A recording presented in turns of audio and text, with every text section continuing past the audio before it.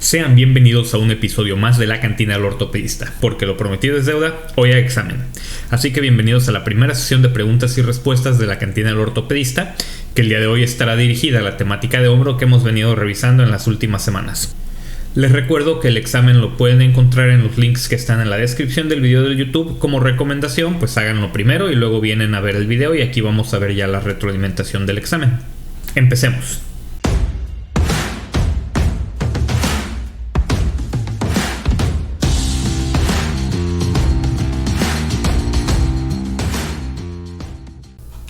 Bienvenidos sean a esta primera sesión de preguntas y respuestas de la Cantina del Ortopedista. Como les comentaba, esta presentación va a estar en la descripción del video de YouTube por si la quieren checar para que la contesten primero y luego se den una vueltita por acá. Y pues son pocas preguntas, son nada más 15, las vamos a ir revisando todas, entonces ahí vamos, empecemos. En esta primera pregunta se lee: un hombre de 61 años se presenta en su consultorio para una evaluación de su hombro derecho. Sufrió la lesión que se muestra en la figura A hace 3 semanas después de intentar agarrarse al caer de un muelle. Posteriormente fue tratado en el departamento de emergencias y dado de alta. ¿Cuál de las siguientes maniobras de provocación indica la patología asociada más común en esta corte de edad?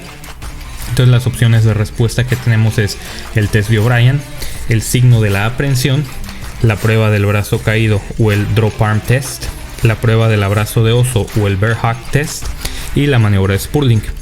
Entonces en la figura A lo que se muestra es una radiografía de un hombro izquierdo con una luxación antero-inferior del hombro. ¿Cuál sería la patología asociada más común en esta corta edad según ustedes? La respuesta correcta es la prueba del brazo caído, el drop arm test, la respuesta C. Recordemos que la prueba del brazo caído es indicativa de la patología del supraespinoso y en los pacientes mayores de 60 años el 80% presentará desgarros del manguito rotador, que con mayor frecuencia afectarán al supraespinoso después de luxaciones glenumerales anteriores como la que presenta este paciente. Los pacientes con luxaciones glenumerales se pueden dividir en dos grupos, que son los pacientes más jóvenes que tienen una mayor incidencia de inestabilidad recurrente y pacientes mayores que tienen una mayor incidencia de patología asociada al manguito rotador. La probabilidad de patología del manguito rotador después de una luxación traumática del hombro aumenta con la edad y está presente en el 30% y el 80% de los pacientes mayores de 40 y de 60 años respectivamente. Estos desgarros traumáticos en pacientes mayores de 40 años a menudo involucran los tendones del CIR, que es el supraespinoso, el infraespinoso y el redondo menor. Los pacientes que se presenten al menos 2 semanas después de una luxación glenumeral con dolor persistente o disfunción deben de ser evaluados más a fondo para detectar desgarros concomitantes del manguito rotador. Y ahora, ¿por qué las otras son incorrectas? Recordemos entonces que la prueba de O'Brien se utiliza para evaluar las lesiones del SLAP que no están asociadas con las luxaciones glenumerales anteriores. El signo de la aprehensión, la respuesta B, es más común en pacientes más jóvenes con luxaciones glenumerales que tienen un mayor riesgo de inestabilidad recurrente. Además es muy sugestivo de pérdida concomitante de hueso glenoideo, no de desgarros del manguito rotador. La prueba del abrazo de oso evalúa la integridad del subescapular y la mayoría de los desgarros del manguito de los rotadores en el contexto de una luxación afectan los tendones del CIR, que es otra vez el supraespinoso, el infraespinoso y el redondo menor. Y la prueba de Spurling o la maniobra de Spurling se usa para evaluar la radiculopatía cervical, que no está asociada para nada a las luxaciones glenumerales anteriores. Entonces vayamos a la siguiente pregunta. La pregunta 2 se lee: un jugador de baloncesto de 17 años se presenta en su oficina con dolor persistente en el hombro luego de una caída durante un juego hace 2 meses. Inmediatamente después de este incidente, un compañero de equipo manipuló el hombro, lo que resolvió su dolor y le permitió terminar el juego. Su radiografía actual se muestra en la figura A. Según su resonancia magnética que se muestra en la figura B, ¿qué estructura está rota? ¿Cuál es el epónimo de esta lesión? ¿Y en qué posición contribuye más a la estabilidad? Entonces aquí tenemos las posibles respuestas. Es el labrum anteroinferior, una lesión de Bankart y atribuye en rotación externa con hombro en abducción a 45 grados. La respuesta B es un labrum anterosuperior, el epónimo sería una lesión Hagald y atribuye a la estabilidad en la rotación interna con el hombro en abducción de 90 grados. La respuesta C se lee el labrum posterior inferior, lesión Glad, rotación interna con hombro en abducción a 45 grados. La respuesta D se lee labrum anterior inferior, lesión de Bankart, rotación externa con el hombro en abducción a 90 grados. Y la respuesta E se lee labrum posterior inferior, lesión de Alpsa, rotación externa con el hombro en abducción a 45 grados. Entonces, de acuerdo a lo que vieron, qué estructura está rota, cuál es el epónimo de esta lesión y en qué posición contribuye más a la inestabilidad. Entonces aquí tenemos un paciente que fue manipulado el hombro e inmediatamente tuvo mejoría de los síntomas, lo cual es un cuadro sugestivo de una luxación de hombro que se redujo en sitio. Tienes una radiografía normal y una resonancia magnética que nos da el diagnóstico. Aquí la respuesta correcta es la D, una lesión del labrum anteroinferior, que es una lesión de Bankart y contribuye más a la estabilidad en la rotación externa con el hombro en abducción a 90 grados, que es en donde se pone tenso el ligamento glenohumeral inferior, que recordemos que cuando haces una tracción sobre él es lo que puede propiciar las lesiones de Bankart. Como otro tip de examen, si dos respuestas se contradicen entre sí o solo cambia una variable en la respuesta, generalmente una de esas dos es la respuesta correcta. No siempre es el caso, entonces lean bien siempre todas las respuestas. Aquí tenemos dos respuestas que hablan de la lesión de Bankart, solo cambian la posición de más estabilidad, así que ya de entrada podemos inferir que la respuesta correcta es la A o la D. No puede ser una lesión de Hagel porque en la resonancia no se observa una evolución numeral y las otras dos opciones hablan del labrum posterior inferior cuando claramente la lesión es en la zona anterior de acuerdo a la resonancia. La pregunta número 3 se lee: la figura A es una reconstrucción por tomografía computada en 3D de un hombre de 23 años con luxaciones anteriores recurrentes del hombro. No ha tenido intervenciones quirúrgicas previas, ahora le gustaría hablar sobre la cirugía. La medición que utiliza la técnica del círculo de mejor ajuste estima una pérdida de hueso glenoideo del 30%. ¿Cuál de los siguientes sería más apropiado para este paciente? Las respuestas posibles es la A, reparación de Bankart por artroscopía, la B, reparación de Bankart por artroscopía más remplissage, la C, una reducción abierta y fijación interna, la D, una reparación de Bankart con técnica abierta, o la E, una transferencia de la coracoides con técnica abierta. Entonces aquí se nos presenta un caso de un paciente con luxaciones recurrentes y una pérdida ósea crítica de más del 20% de la superficie glenoidea. Si bien no tenemos ningún otro componente más que su edad para calcular el score de severidad e inestabilidad, una pérdida ósea de más del 20% confiere un alto índice de recurrencias cuando se realizan procedimientos solo de tejidos blandos, por lo que automáticamente podemos descartar las opciones A, B y D. Si estuviéramos ante el caso de una fractura glenoidea con un fragmento importante en agudo, la opción C podría ser una posibilidad, pero como nos encontramos ante un caso de inestabilidad anterior recurrente crónica con una imagen de PER invertida a nivel de la tomografía, la mejor opción para este paciente es la transferencia de la coracoides, o sea, un procedimiento de la Target. La pregunta número 4 se lee: un jugador de fútbol de 21 años sufre una luxación traumática anterior del hombro que se reduce con éxito. Se le diagnostica una ruptura del labrum anteroinferior y se le lleva al quirófano 2 semanas después. Intraoperatoriamente, la glenoides mide 9 milímetros desde el área desnuda hasta el borde anterior, que en la figura A es la línea A, y 12 milímetros desde el área desnuda hasta el borde posterior, que en la figura A es la línea B. El defecto glenoideo tiene 5 milímetros de longitud, que en la figura B es la línea X, y existe una lesión de Hill-Sachs que no se engancha con la glenoides anterior en abducción de 90 grados y rotación externa de 90 grados. ¿Cuál es el siguiente mejor paso? Entonces, analizándolo, en este caso de inestabilidad se nos otorgan las medidas del diámetro inferior glenoideo sin darnos un porcentaje de pérdida ósea glenoidea, el cual es necesario para otorgar una respuesta correcta, por lo que hay que saber calcular la pérdida ósea. Al tratarse de una inestabilidad recurrente del hombro, podemos descartar de entrada el desplazamiento capsular, ya que este procedimiento por sí solo no funciona en la inestabilidad anterior recurrente. Para calcular el porcentaje de pérdida ósea, necesitamos usar la fórmula de radio glenoideo posterior menos el radio glenoideo anterior, en este caso la línea B menos la línea A, y dividirlo sobre 2 veces el radio posterior, y este resultado multiplicarlo por 100. Para el caso que se nos presenta sería 12 menos 9 entre 2 por 12, o sea 3 entre 24, lo cual da como resultado 0.125 y al multiplicarlo por 100 tenemos un porcentaje de pérdida glenoidea del 12.5%. Otra forma rápida pero menos precisa es ver la longitud del fragmento, en este caso la línea X, que corresponde a 5 milímetros. Cuando X sea mayor que el diámetro posterior, en este caso la línea B, o sea 12 milímetros, entonces hay una resistencia a la luxación menor del 70% en comparación con una glenoides intacta. En este caso no lo es.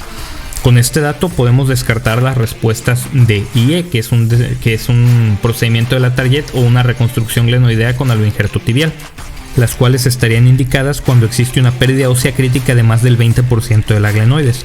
Ahora solo falta saber si hacer o no un remplissage, En este caso, al ser una lesión que no se engancha, se considera un Hill-Sachs clínicamente irrelevante, por lo que no está indicado hacer nada al respecto. Por lo tanto, la respuesta correcta es la A, solamente necesita hacerse una reparación de Bankart. Esta pregunta está muy de hueva porque hay que leer mucho, pero bueno. ¿Cuál de los siguientes pacientes tiene el mayor riesgo de desarrollar inestabilidad recurrente después de un procedimiento artroscópico de Bankart para la inestabilidad anterior del hombro? La opción A es una mujer de 30 años, futbolista de soccer que de forma recreativa con laxitud de los ligamentos y una radiografía que muestra una lesión de Hill-Sachs y pérdida del contorno glenoideo. La respuesta B es un varón de 16 años que juega hockey de forma recreativa sin laxitud y una radiografía que muestra pérdida del contorno glenoideo. La respuesta C es una mujer de 18 años, tenista competitiva sin laxitud y hallazgos radiográficos de una lesión de Hill-Sachs y pérdida del contorno glenoideo. La opción D es un varón de 45 años, jugador de baloncesto recreativo con laxitud ligamentosa y hallazgos radiológicos de una lesión de Hill-Sachs. Y por último, la respuesta E es un varón de 28 años que practica fútbol americano a nivel de competición sin laxitud ni hallazgos radiológicos anormales. Entonces, en esta pregunta se nos presentan varios escenarios de diferentes pacientes con diferentes características y se nos pide decir cuál es el que tiene mayor posibilidad de fallo después de la reparación de Bankart artroscópica, para lo cual tendremos que saber utilizar el score de severidad de la inestabilidad y calcularlo para cada uno de los pacientes. Por eso es una pregunta de hueva. La paciente 1 tiene más de 20 años, por lo que le damos 0 puntos, con una participación deportiva a nivel recreativo, 0 puntos, el tipo de deporte no es de contacto ni por encima de la cabeza, 0 puntos, tiene hiperlaxitud del hombro, 1 punto, tiene una lesión de Hill-Sachs y una pérdida del contorno glenoideo, esos son 2 puntos para cada ítem, por lo tanto tenemos un total de 5 puntos. El paciente 2 tiene menos de 20 años al momento de la cirugía, esos son 2 puntos, nivel de participación recreativo 0 puntos, deporte de contacto 1 punto, pérdida del contorno glenoideo 2 puntos, sin laxitud ni Hill-Sachs visible en AP, esos son 0 puntos, por lo que también tenemos un total de 5 puntos para este paciente. La paciente número 3 tiene menos de 20 años, esos son 2 puntos, un nivel de deporte competitivo, esos son 2 puntos, el tipo de deporte es por encima de la cabeza, ese es otro punto, no hay laxitud, son 0 puntos. Tiene un Hill-Sachs y una pérdida del contorno glenoideo, también son 2 puntos para cada ítem, por lo tanto aquí tenemos un total de 9 puntos. El paciente número 4 es mayor de 20 años al momento de la cirugía, esos son 0 puntos, nivel recreativo 0 puntos, juega deporte de contacto por arriba de la cabeza, eso es 1 punto, tiene laxitud ligamentosa, eso es otro punto, y tiene un Hill-Sachs en AP, esos son otros 2 puntos, para un total de 4 puntos, y por último el paciente 5 tiene más de 20 años, son 0 puntos, el nivel competitivo son 2 puntos, deporte de contacto es 1 punto, y no tiene ningún otro dato, son otros 0 puntos, entonces él tiene un total de 3 puntos. Recordemos que el score de severidad de la inestabilidad tiene un puntaje mínimo de 0 y un máximo de 10, donde puntajes menores de 6 tienen una tasa de recurrencia aceptable del 10% tras la reparación de Bankart artroscópica, mientras que porcentajes por arriba de 6 confieren una tasa inaceptable de recurrencia del 70% después de la reparación artroscópica, por lo que se deben de considerar procedimientos óseos como el Atarjet. De todos los casos que se nos presentan, el único con un puntaje superior a 6 es el de la tenista de 18 años, por lo que la respuesta correcta es la letra C. La pregunta número 6 se lee: el choque interno ocurre comúnmente en los atletas por encima de la cabeza y es muy común entre los lanzadores de béisbol de élite. ¿En qué fase de lanzamiento ocurre este proceso patológico? Las opciones son A, giro inicial, B, amartillamiento temprano, C, amartillamiento tardío, D, desaceleración y E, giro final.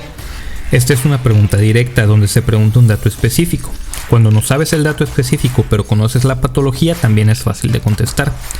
Recordemos que el pinzamiento interno es el que se produce entre la tuberosidad mayor del húmero con el borde póstero superior del labrum glenoideo durante la abducción del hombro con rotación externa máxima, lo que lleva a un desgaste del infraespinoso y del labrum póstero superior.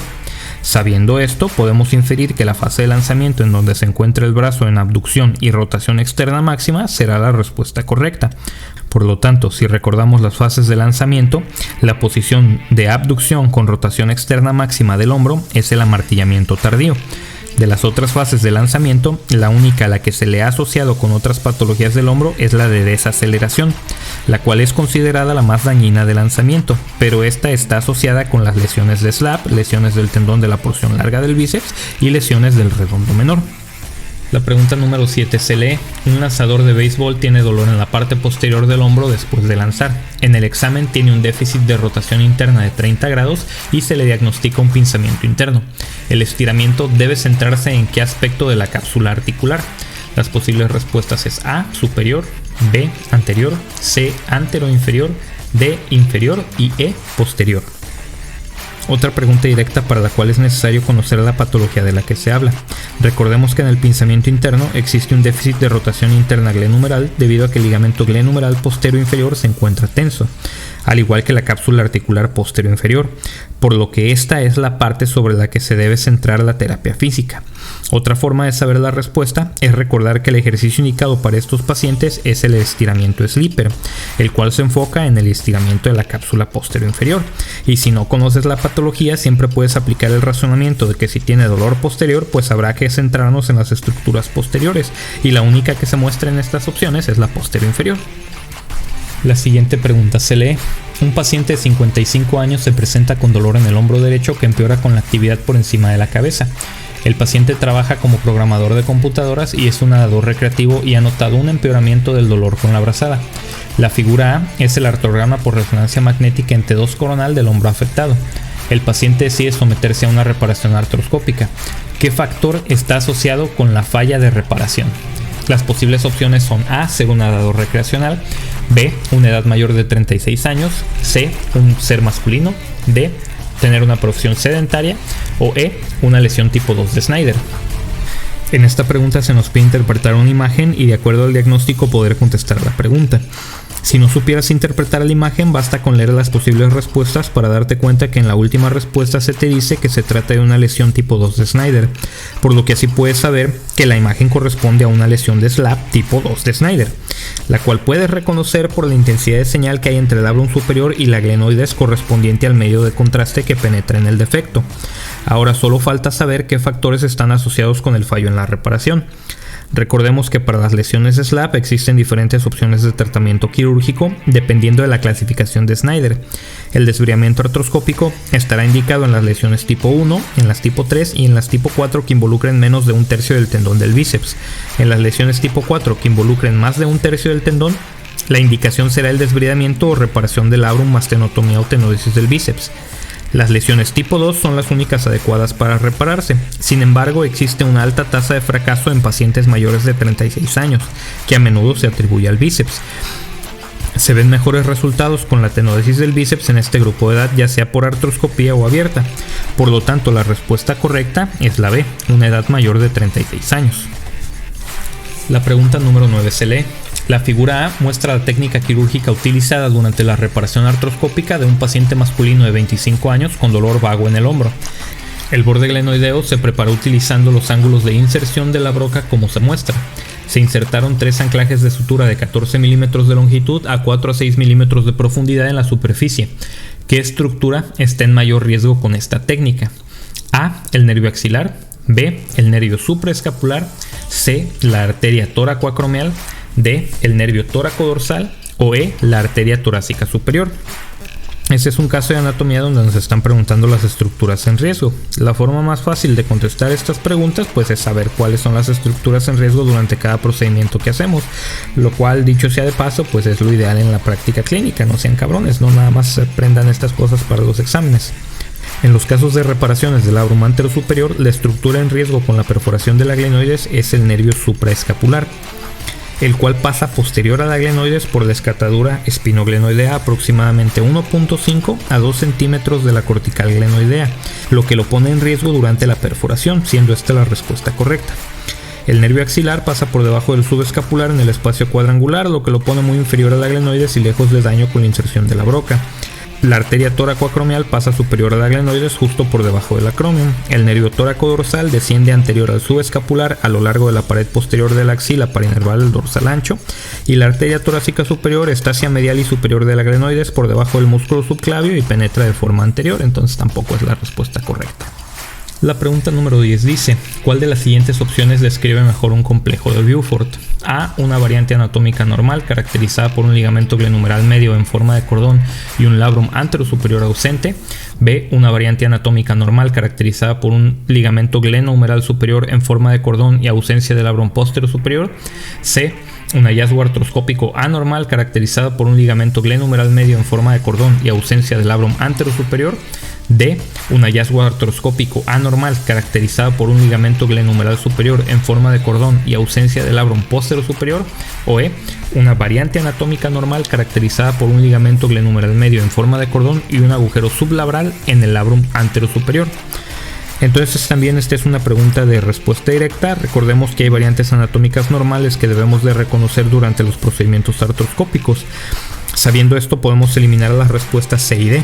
Es importante reconocer estas variantes porque si son reparadas pensando que son lesiones, el paciente terminará con una limitación dolorosa para la rotación externa y una elevación del hombro.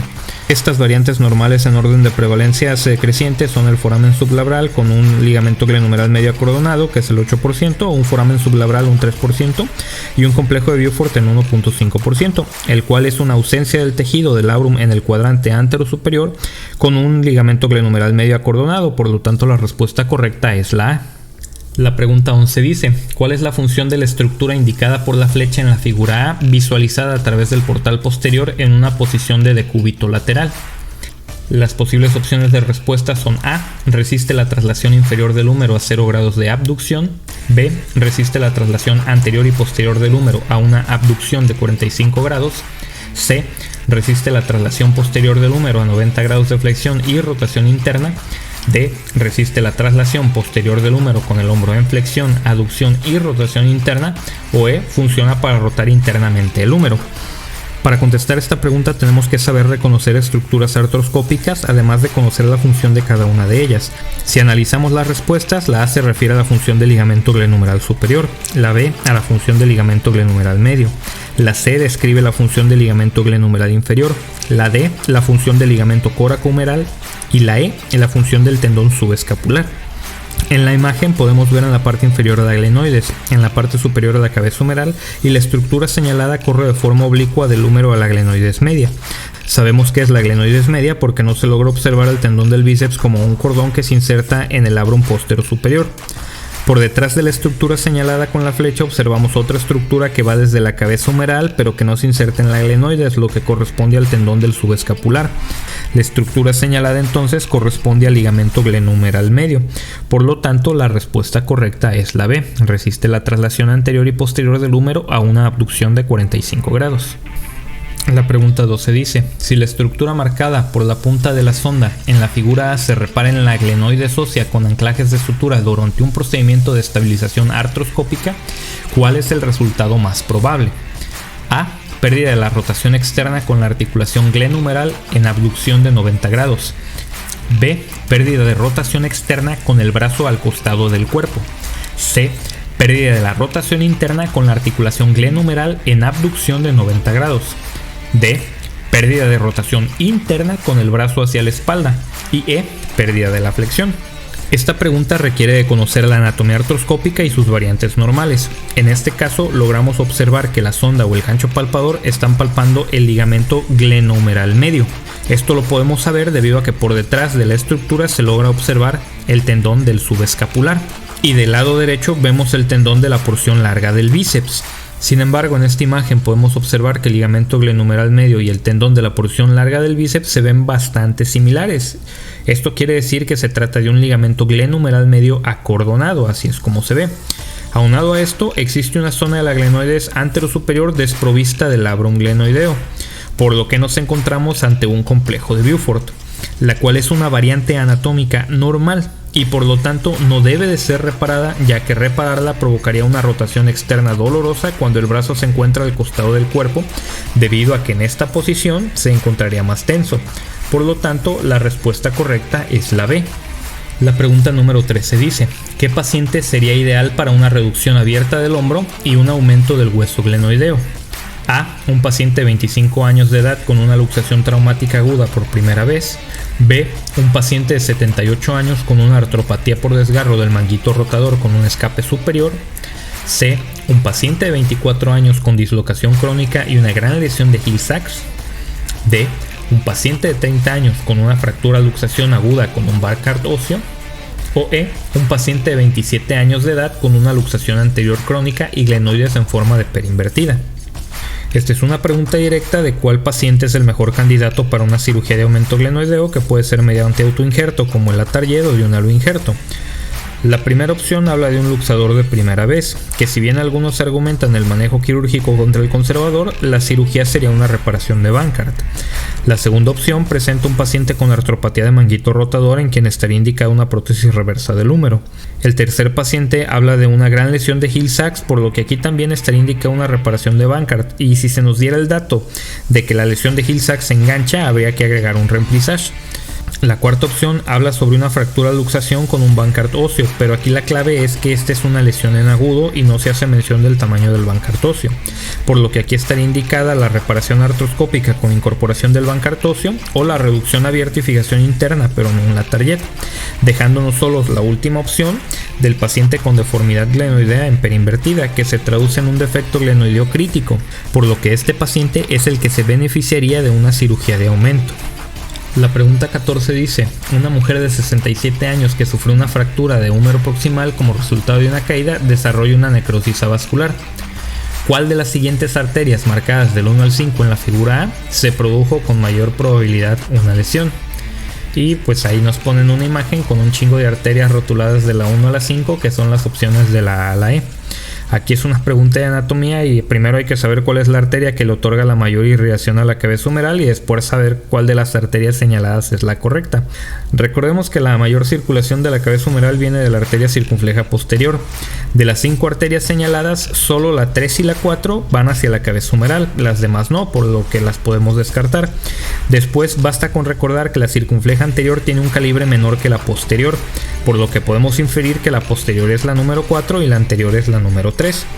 En la imagen, la arteria 1 corresponde a las ramas deltoideas de la toracoacromial, la 2 a la arteria axilar y la 5 a la braquial profunda. Entonces la respuesta correcta es la D, ¿no? La arteria rotulada número 4, que es la gruesota, así como les gusta. Y por último, la pregunta 15 dice, ¿es un jardinero del equipo universitario, naturalmente un jardinero de béisbol, no el que anda cortando el pastito, de 22 años que ha tenido meses de dolor en el hombro que no ha mejorado a pesar de un programa de lanzamiento y una terapia modificadas? Le diagnostican un desgarro de SLAP y acepta someterse a una cirugía. ¿Qué hallazgo asociado se muestra en la figura A y cuál es el tratamiento apropiado? A. Un desgarro del supraespinoso de superficie articular, un desviamiento del manguito rotador seguido por un desviamiento de SLAP. B. Un complejo de Beaufort con reparación seguida de desviamiento de SLAP. C. Un quiste supraglenoideo, descompresión con reparación de SLAP. D. Una lesión de Hill-Sachs, remplissage seguida de desviamiento de SLAP. Y E. Una lesión de Hill-Sachs reversa y se le haría un remplissage seguida de un desviamiento de SLAP. Esta es una pregunta fácil de contestar aunque no estés familiarizado con las imágenes artroscópicas. La lesión en la imagen parece un quiste y en las opciones de respuesta aparece un quiste supraglenoideo, por lo tanto esa es la respuesta correcta. Si analizas las otras opciones, las lesiones articulares del manguito rotador se asocian al pinzamiento interno, no a las lesiones de SLAP, y el tendón afectado principalmente es el infraespinoso. El complejo de Beaufort es una variante anatómica normal que no debe de repararse. La lesión de Hill-Sachs se asocia a la inestabilidad anterior traumática y el Hill-Sachs reverso a la inestabilidad posterior. Esto fue todo por el episodio de hoy. Espero que les haya gustado, espero que lo hayan encontrado entretenido, espero que aquellos que están a punto de hacer su examen del consejo digan: ah, no mames, ¿a poco así es el examen del consejo? Déjame pongo a estudiar, para que no lo vayan a fallar, hijos de la chingada. Si tienen algún tema en especial del que quisiéramos un video, por ejemplo de tumores óseos o algo por el estilo, de que luego les falta estudiar ahí tantillo para su examen de consejo, déjenlo también en los comentarios y haremos lo posible por hacerlo. Al fin y al cabo tengo acceso a muchos bancos de preguntas y pues se pueden hacer varias cosas bastante interesantes. Nos vemos hasta la próxima.